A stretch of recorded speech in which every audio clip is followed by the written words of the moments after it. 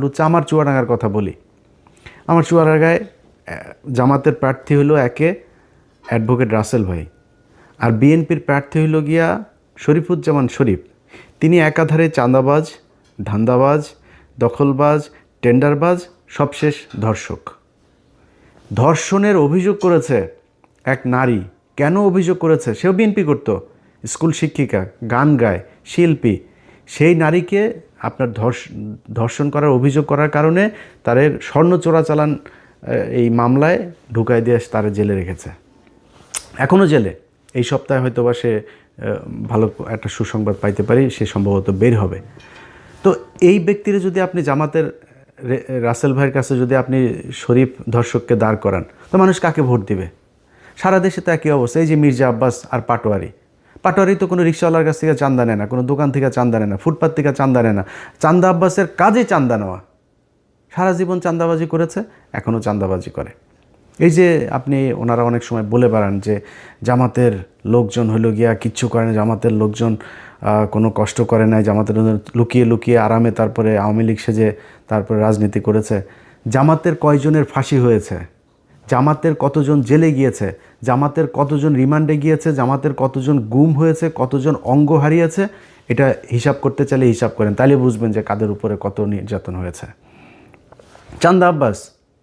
চান্দা আব্বাসের পুরো ঢাকা ব্যাংক আরামসে তার বেড়েছে, আরও বাড়তে থেকেছে।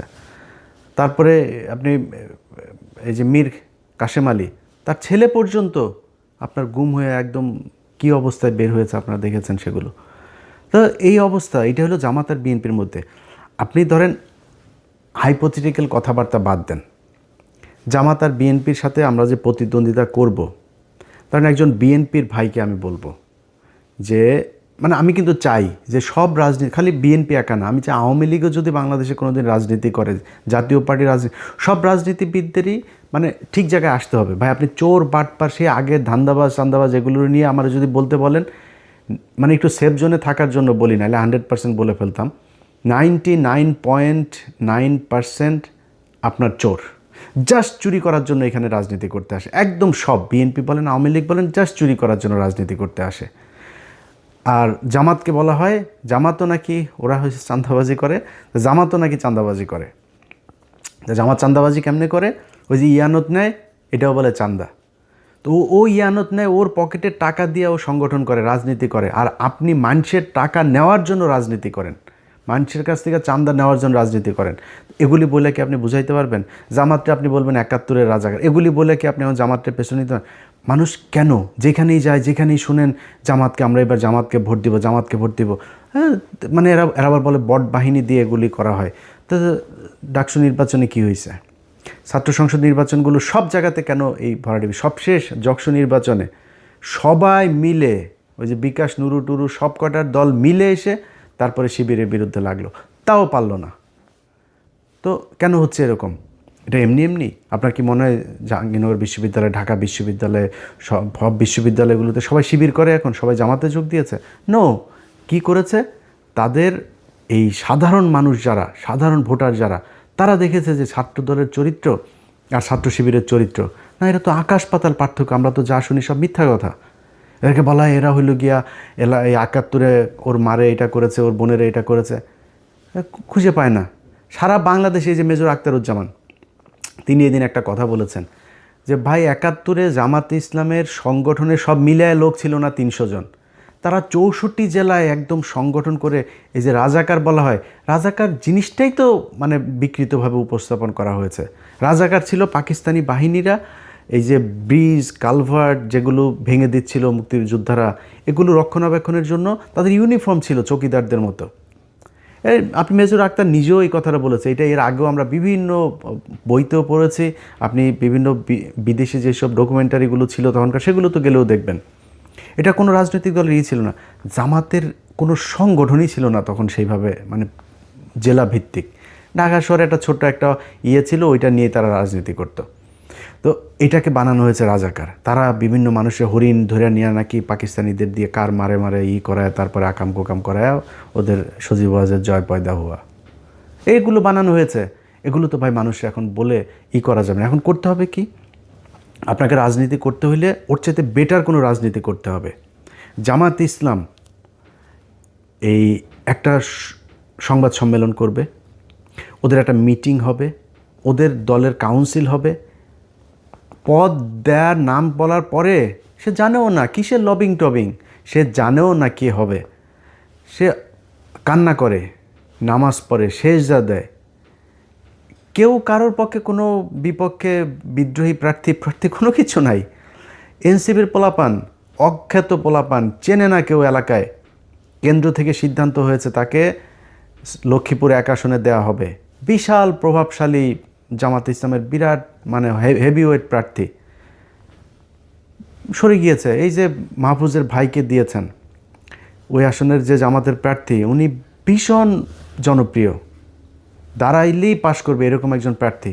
দল বলেছে মাহফুজের ভাইকে দিতে হবে, সরে গিয়েছে, কোনো আপত্তি নাই। একটা জায়গায় আসন দেওয়ার পর 2 মিনিটের মধ্যে জামাতের প্রার্থী ফেসবুকে পোস্ট করেন, দলীয় সিদ্ধান্তকে স্বাগত জানিয়ে, শ্রদ্ধা জানিয়ে সরে যাচ্ছে। কেন? মানে কোনো জায়গায় চেয়ার নিয়ে লাথালাথি নাই, ধাক্কাধাক্কি নাই, কোথাও বক্তব্য দেওয়া নিয়ে ধাক্কাধাক্কি নাই। খালেদা জিয়ার খিচুড়িটা নিয়েও আপনারা কারাকারি করে মারামারি করলেন। প্রতিদিন এদের কামড়া কামড়ি, সেই আওয়ামী লীগ যা করতো তাই হচ্ছে।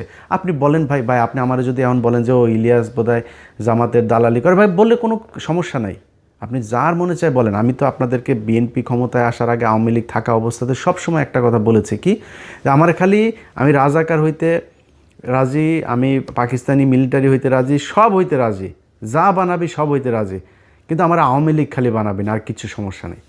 তো আমাকে আপনি যা মনে চায় বলেন, আপনি নিজেকে কোশ্চেন করেন। একটা সংগঠনের এত নিয়ম শৃঙ্খলা, এত ডিসিপ্লিনের মধ্য দিয়ে যেই সংগঠন আসবে, কোনো চাঁদাবাজির নাই, অভিযোগ নাই, ধর্ষণের অভিযোগ নাই, টেন্ডারবাজির অভিযোগ নাই, এরকম একটা দলের পাশে দাঁড়িয়ে আপনি চান্দা আব্বাসকে দিয়ে কিভাবে দল চালাবেন? সো বেটার একটা পলিসি নিশ্চয়ই আপনাকে করতে হবে। কেমনে করবেন, কিভাবে করবেন, সেটা আপনারা জানেন।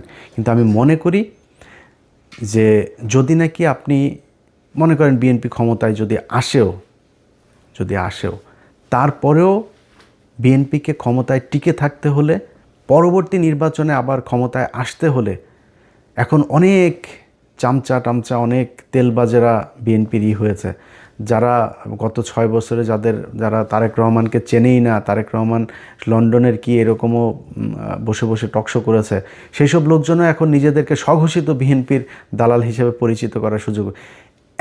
এত ইজ্জত বেচতে পারবো না ভাই, এত নিচে নামতে পারবো না। আল্লাহর রহমতে আল্লাহ না খাওয়ায় রাখেন না, আল্লাহ গরিবও বানায় নাই।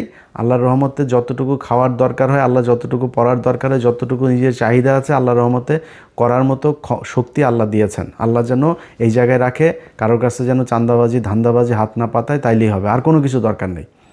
কিন্তু যে পরিমাণে ন্যাকেট হইয়া মানুষের গালাগালি শুনা তারপরে দলের দালালি করে, নিকৃষ্টতম একটা কাজ। তারা যে গরিব মানুষ তা না, কিন্তু তারপরে মানুষ যা বলে বলুক, আমার একটু সুবিধা পাইতেই হবে, জোর করে তারেক রহমানের প্রশংসা করে তারপরে তার বিএনপির দালাল সাজতে হবে। এখন এইসব লোকজনের কাছে যদি আপনি আবার বিএনপির ব্যাপারে শুনেন, অনেক সুন্দর সুন্দর কথা, যারা 6 বছর বিএনপির ব্যাপারে বহু নেগেটিভ কথা বলেছেন, আমরা আগেও যেভাবে বলেছি এখনও সেভাবেই বলছি, ভবিষ্যতেও। যেহেতু বিএনপির একটা বিশাল শ্রেণী ভারত বিরোধী মানুষ আছে এখানে সবাই চান্দা আব্বাস না, এখানে সবাই শরীফুজ্জামান শরীফ না, এখানে অনেক ভালো মানুষ আছে। সো বিএনপির সবচেয়ে বড় কথা হলো জিয়া পরিবার, তারা ভারত বিরোধী, এটা পরীক্ষিত ইতিহাস এটার সার্টিফিকেট দিয়েছে। আমি তার বিরুদ্ধে কেন যাব? আমার তার বিরুদ্ধে বলতে হবে কিসের জন্য? এটার যদি নাকি গঠনমূলক সমালোচনা করে তাদের যা ঠিক করা দরকার সেটা ঠিক করতে হবে। এটা যদি ঠিক না করেন তাহলে ভবিষ্যৎ অন্ধকার। আপনি যত কথাই বলেন, এখন এই যে অনেক ডিসি, এসপি, সচিব, অনেক পুলিশের ওসি অনেকে কিন্তু বিএনপি সাজার চেষ্টা করতেছেন। কিন্তু আপনাদেরকে একটা জিনিস বলে রাখি, সামনের হিসাব নিকাশ কিন্তু, সব কথা সোশ্যাল মিডিয়াতে বলা যাবে না, কিন্তু সামনের হিসাব নিকাশ কিন্তু অত ইজি না। শুধু একটু ক্লু দেওয়া যায় আপনাদেরকে। এই যে এনসিপি জামাত ইসলামে যোগ দিল না, এটা খুব সহজভাবে নিয়েন না। এই যে সরকার এখন হ্যাঁ ভোটের পক্ষে ক্যাম্পেইন করছে, খুব সহজভাবে নিয়েন না। এই যে রিসেন্টলি দেখবেন সেনাবাহিনী আপনার সন্ত্রাসী ধরপাকড় শুরু করেছে না, যাদেরকে দিয়ে মারামারি করবেন, শয়তানি করবেন, মানুষের ভয়ভীতি দেখায় ভোট নেবেন, নির্বাচন আসতে আসতে কিন্তু এই ধরনের লোকজন পুরো শূন্য হয়ে যাবে। যেসব ডিসি, এসপি, ওসিরা বাড়তি দালালি করে তারপরে মনে করছেন কোনো একটা দল ক্ষমতায় আসবে, মনে করেন হাইপোথেটিক্যালি ক্ষমতায় আসলো, এই যে আমি কোনো দলের নাম বলছি না, যে কোনো একটা দল আসলো, আর সেই দলের দালালি আপনি করছেন, মনে করেন সেই দলটা 5 বছর পরে যাবে না ক্ষমতা থেকে? আপনাদের যাদেরকে মাপ করে দেওয়া হয়েছিল 5 তারিখে, তাদেরকে কিন্তু মাপ করবে না এর পরের বার। সো খুব হিসাব করে আপনি আপনার দায়িত্ব পালন করবেন, বাড়তি সুযোগ সুবিধা দেওয়ার চেষ্টা করেন না। কারণ জামাত ইসলাম যেই পলিসি নিয়ে তারা আগাচ্ছে, সেটা হলো প্রতিটা কেন্দ্র তারা কাউন্ট করবে। এবারের আগের থেকে বলে রাখি, এবারের নির্বাচনের ফলাফল ঘোষণা এখন করতে হবে কি, আপনাকে রাজনীতি করতে হইলে ওর চাইতে বেটার কোনো রাজনীতি করতে হবে। জামাত ইসলাম এই একটা সংবাদ সম্মেলন করবে, ওদের একটা মিটিং হবে, ওদের দলের কাউন্সিল হবে, পদ দেওয়ার নাম বলার পরে সে জানেও না কিসের লবিং টবিং, সে জানেও না কে হবে, সে কান্না করে, নামাজ পড়ে, সেজদা দেয়। কেউ কারোর পক্ষে কোনো বিপক্ষে বিদ্রোহী প্রার্থী কোনো কিছু নাই। এনসিপির পোলাপান, অখ্যাত পোলাপান, চেনে না কেউ এলাকায়, কেন্দ্র থেকে সিদ্ধান্ত হয়েছে তাকে লক্ষ্মীপুর 1 আসনে দেওয়া হবে। বিশাল প্রভাবশালী জামাত ইসলামের বিরাট মানে হেভিওয়েট প্রার্থী সরে গিয়েছে। এই যে মাহফুজের ভাইকে দিয়েছেন, ওই আসনের যে জামাতের প্রার্থী, উনি ভীষণ জনপ্রিয়, দাঁড়াইলেই পাশ করবে এরকম একজন প্রার্থী। দল বলেছে মাহফুজের ভাইকে দিতে হবে, সরে গিয়েছে, কোনো আপত্তি নেই। একটা জায়গায় আসন দেওয়ার পর 2 মিনিটের মধ্যে জামাতের প্রার্থী ফেসবুকে পোস্ট করেন, দলীয় সিদ্ধান্তকে স্বাগত জানিয়ে, শ্রদ্ধা জানিয়ে সরে যাচ্ছে। কেন? মানে কোনো জায়গায় চেয়ার নিয়ে লাথালাথি নাই, ধাক্কাধাক্কি নাই, কোথাও বক্তব্য দেওয়া নিয়ে ধাক্কাধাক্কি নেই। খালেদা জিয়ার খিচুড়িটা নিয়েও আপনারা কারাকারি করে মারামারি করলেন। প্রতিদিন এদের কামড়ি, সেই আওয়ামী লীগ যা করতো তাই হচ্ছে। আপনি বলেন ভাই আপনি আমার যদি এমন বলেন যে ও ইলিয়াস বোধহয় জামাতের দালালি করে, ভাই বললে কোনো সমস্যা নাই, আপনি যার মনে চায় বলেন। আমি তো আপনাদেরকে বিএনপি ক্ষমতায় আসার আগে আওয়ামী লীগ থাকা অবস্থাতে সবসময় একটা কথা বলেছি কি, যে আমি রাজাকার হইতে রাজি, আমি পাকিস্তানি মিলিটারি হইতে রাজি, সব হইতে রাজি, যা বানাবি সব হইতে রাজি, কিন্তু আমার আওয়ামী লীগ খালি বানাবি না, আর কিছু সমস্যা নেই। তো আমাকে আপনি যা মনে চায় বলেন, আপনি নিজেকে কোশ্চেন করেন। একটা সংগঠনের এত নিয়ম শৃঙ্খলা, এত ডিসিপ্লিনের মধ্য দিয়ে যেই সংগঠন আসবে, কোনো চাঁদাবাজির নাই, অভিযোগ নাই, ধর্ষণের অভিযোগ নাই, টেন্ডারবাজির অভিযোগ নাই, এরকম একটা দলের পাশে দাঁড়িয়ে আপনি চান্দা আব্বাসকে দিয়ে কিভাবে দল চালাবেন? সো বেটার একটা পলিসি নিশ্চয়ই আপনাকে করতে হবে। কেমনে করবেন, কিভাবে করবেন, সেটা আপনারা জানেন।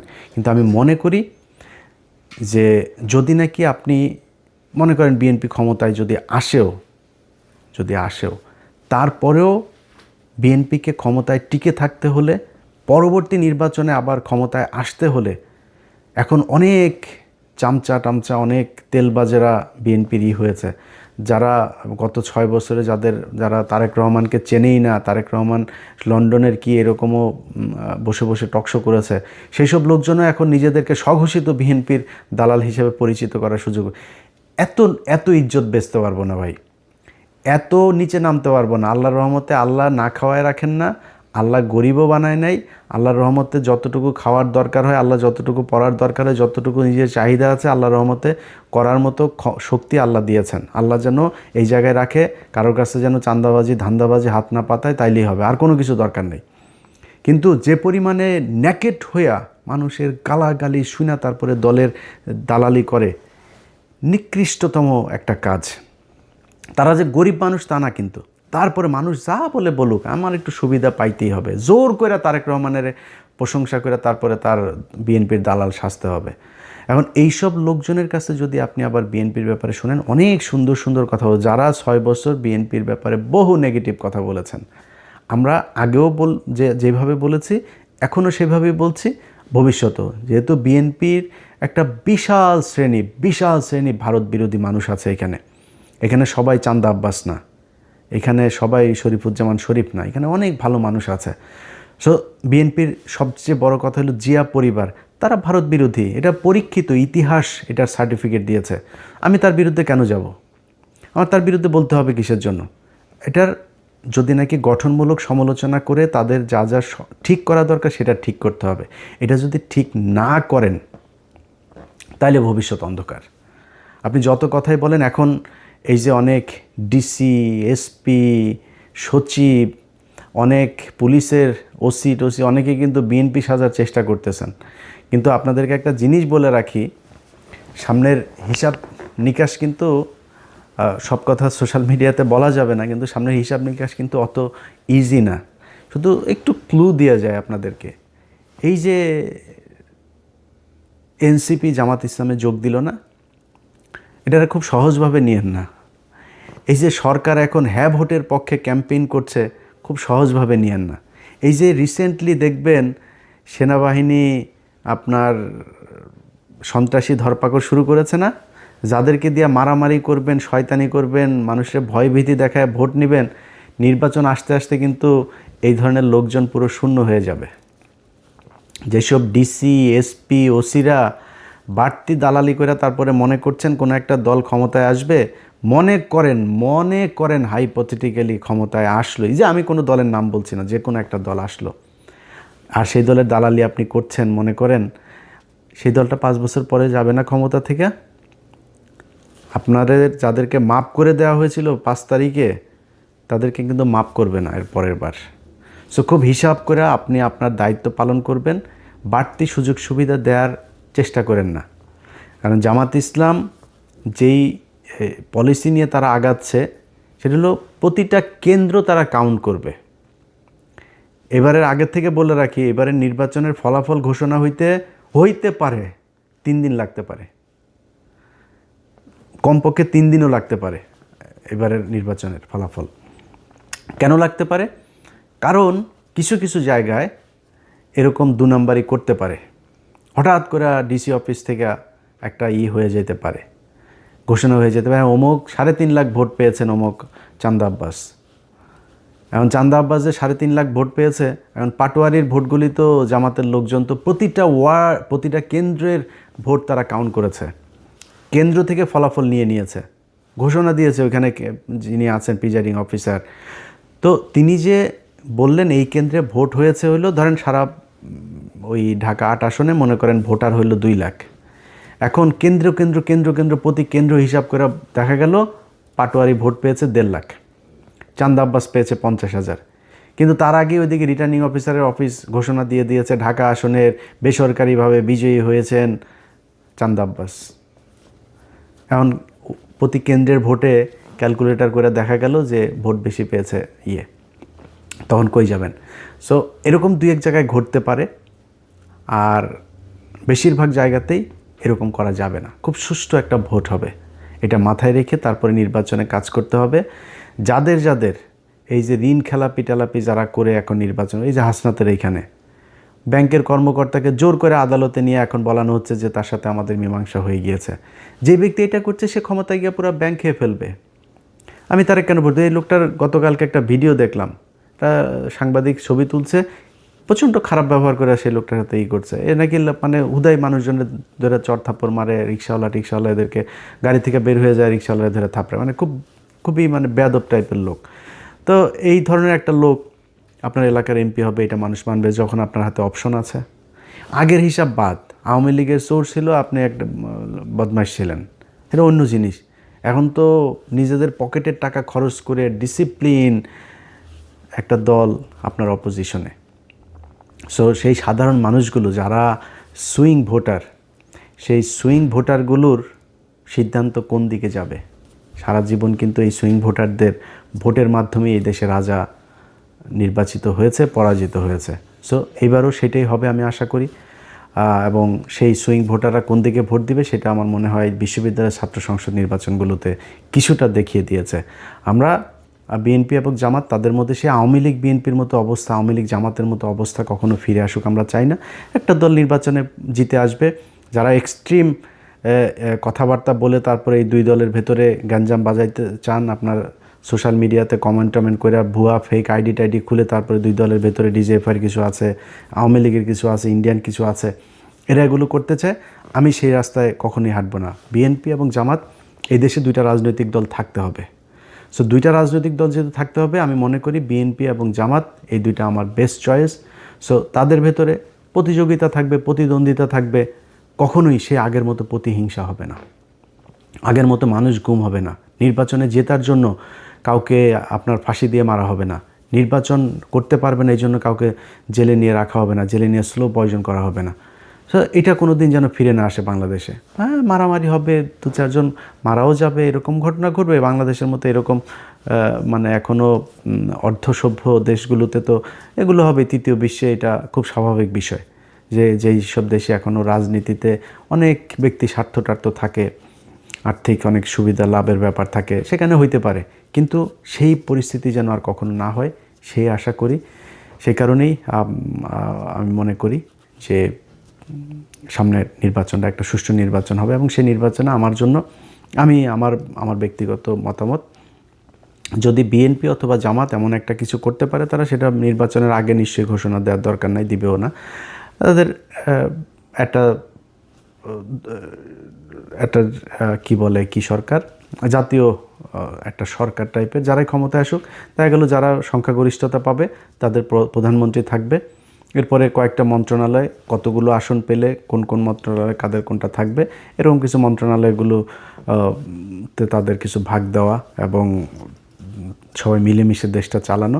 আমি মনে করি এরকম কোনো কিছু একটা করলে সবচাইতে ভালো কিছু হবে।